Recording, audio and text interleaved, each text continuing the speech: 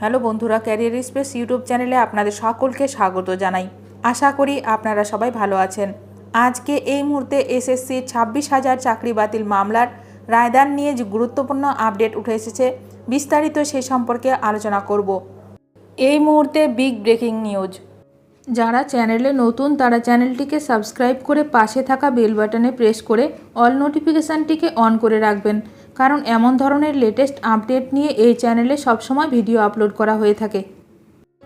নতুন করে পরীক্ষা হবে, ইন সার্ভিসরা আগের জায়গায় যাবেন, অযোগ্যদের টাকা ফেরত, জেনে নিন বিস্তারিত। শিক্ষক নিয়োগ মামলায় বহু প্রতীক্ষিত 2016 WBSSC SLST মামলার রায় দেওয়া হলো। আজ এই মামলার রায় দেওয়া হলো। এসএসসির 26,000 চাকরি বাতিলের মামলার শুনানি সম্পন্ন হয় সুপ্রিম কোর্টের প্রধান বিচারপতি সঞ্জীব খান্না এবং বিচারপতি সঞ্জয় কুমারের বেঞ্চে। এদিন রায় দেওয়া হলো। কয়েকটি ব্যতিক্রম বাদ দিয়ে গোটা নিয়োগ প্রক্রিয়া বাতিল করে দেওয়া হলো। কলকাতা হাইকোর্টের রায় বহাল থাকলো। বাতিল 25,753 জনের চাকরি। কলকাতা হাইকোর্টের রায় বহাল রাখল সুপ্রিম কোর্ট।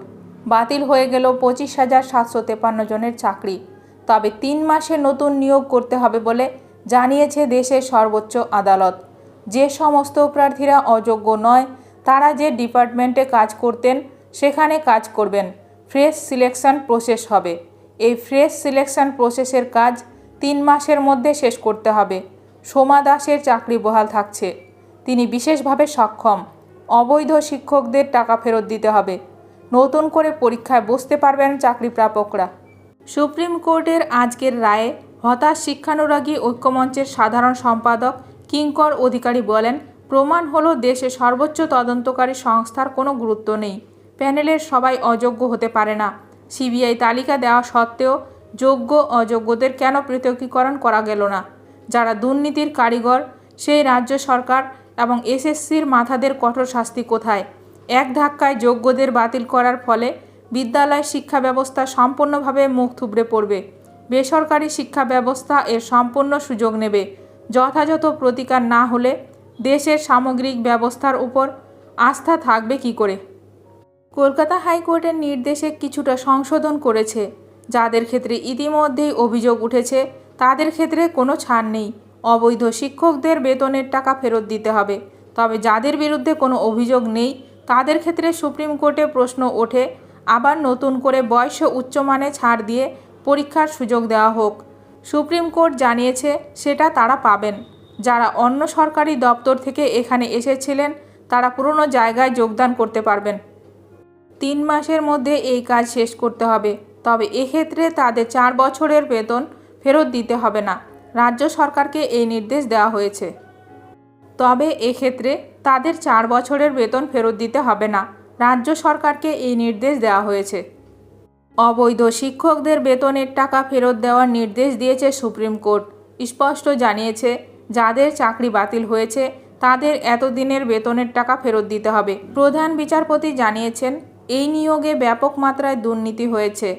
স্কুল সার্ভিস কমিশনের নিয়োগ দুর্নীতি মামলার রায়দানের সময় সুপ্রিম কোর্ট বলেছে, আমরা যাবতীয় তথ্য খতিয়ে দেখেছি। এই মামলায় কী তথ্য পাওয়া গেছে সেটা দেখেছি। পুরো নিয়োগ প্রক্রিয়া কারচুপি ও জালিয়াতির দ্বারা কলঙ্কিত হয়েছে। বিশ্বাসযোগ্যতা ও বৈধতা ক্ষুণ্ণ হয়েছে। 2016 সালের শিক্ষক নিয়োগের পুরো প্রক্রিয়া বাতিল করল সুপ্রিম কোর্ট। বলল কারচুপি করা হয়েছে। ওই নিয়োগ প্রক্রিয়ার কোনো বিশ্বাসযোগ্যতা নেই। রাজ্যের 26,000 চাকরি বাতিল মামলায় বৃহস্পতিবার পর্যবেক্ষণে এ কথা জানালো সুপ্রিম কোর্টের প্রধান বিচারপতি সঞ্জীব খান্না এবং বিচারপতি সঞ্জয় কুমারের বেঞ্চে। এই মামলার শুনানি হয়েছে। ফেব্রুয়ারিতে শুনানি শেষ করে রায় ঘোষণা স্থগিত রেখেছিল আদালত। বুধবার জানানো হয় বৃহস্পতিবার সকাল 10:30টায় প্রধান বিচারপতির বেঞ্চে এই মামলার রায় ঘোষণা করবে। এসএসসি নিয়োগের 26,000 চাকরি বাতিলের মামলার রায় ঘোষণা করল দেশের শীর্ষ আদালত। সুপ্রিম কোর্টে গত 10 ফেব্রুয়ারি শুনানি শেষ হয়েছিল। প্রধান বিচারপতি সঞ্জীব খান্নার বেঞ্চে রায়দান স্থগিত ছিল। আজ সেই মামলার রায় ঘোষণা হলো। সকাল 10:30টায় রায় ঘোষণা করে প্রধান বিচারপতি সঞ্জীব খান্না এবং বিচারপতি সঞ্জয় কুমারের বেঞ্চ। শিক্ষক নিয়োগ সংক্রান্ত সমস্ত রকমের আপডেট সবার প্রথমে পেতে এখনই আমার চ্যানেলটি সাবস্ক্রাইব করে রাখুন। ভিডিওটি ভালো লাগলে অবশ্যই লাইক করবেন। আজকের ভিডিওটি এখানেই শেষ করলাম। নতুন কোনো আপডেট নিয়ে দেখা হবে নেক্সট ভিডিওতে।